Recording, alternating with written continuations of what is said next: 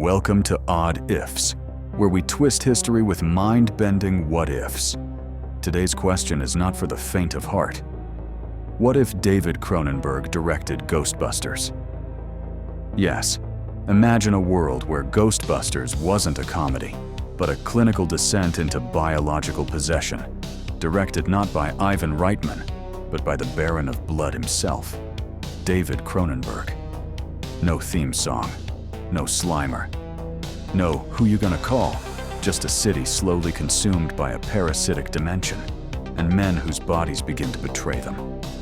Let's rewind to 1984. Dan Aykroyd's original Ghostbusters pitch was dark, a supernatural Avengers for the modern age. But Columbia Pictures wanted laughs. What if instead, they leaned into the horror angle? What if they handed the film to Cronenberg, fresh off scanners and about to make the fly, and said, "Make it real, make it terrifying." The result? A film where ghosts aren't spirits. They're extra-dimensional parasites that fuse with human hosts, warping flesh, dissolving minds, and spreading like a virus.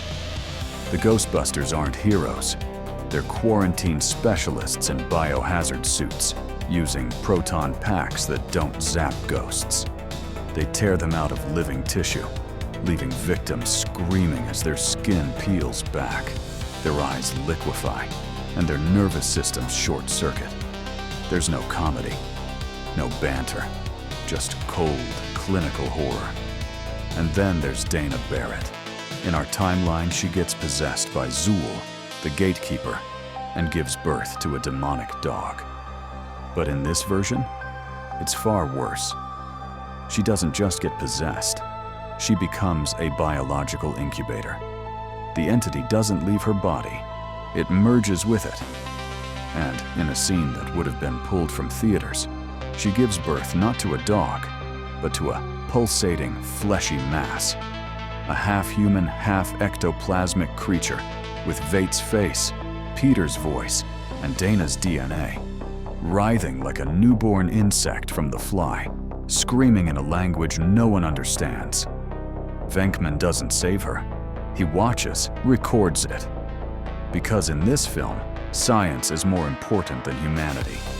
Even Egon Spengler isn't a quirky nerd. He's a pale, hollow-eyed virologist who starts showing symptoms of infection.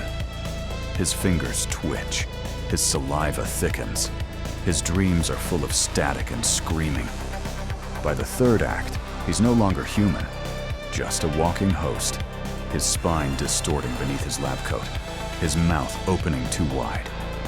There is no Marshmallow Man, no goofy villain.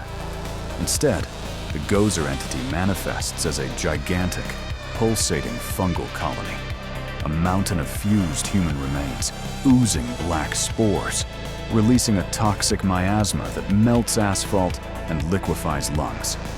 It doesn't walk, it grows, spreading across Manhattan like a cancer. The final battle isn't in a warehouse.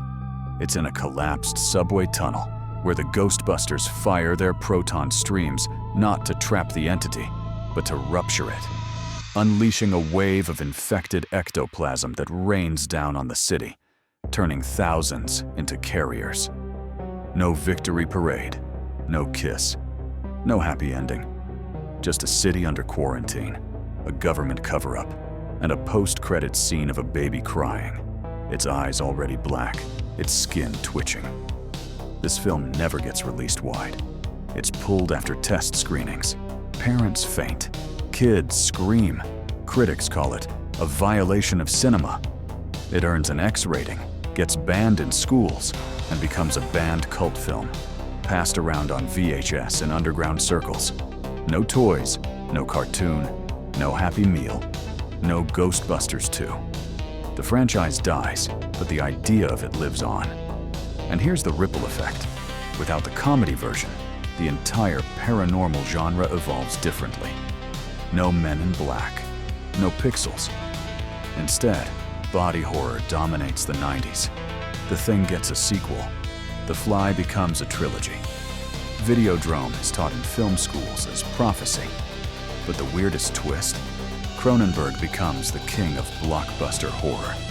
He's offered Star Trek, Harry Potter, even The Lord of the Rings, as a psychological descent into fungal corruption, where the One Ring is a living organism that spreads through touch.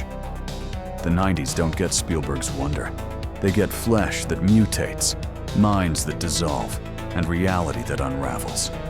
One decision, handing Ghostbusters to Cronenberg, and suddenly, pop culture is infected.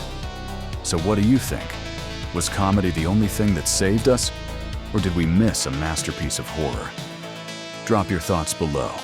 And if you loved this strange detour into cinematic history, smash that like button, subscribe to What-ifs, and hit the bell so you never miss another bizarre what if.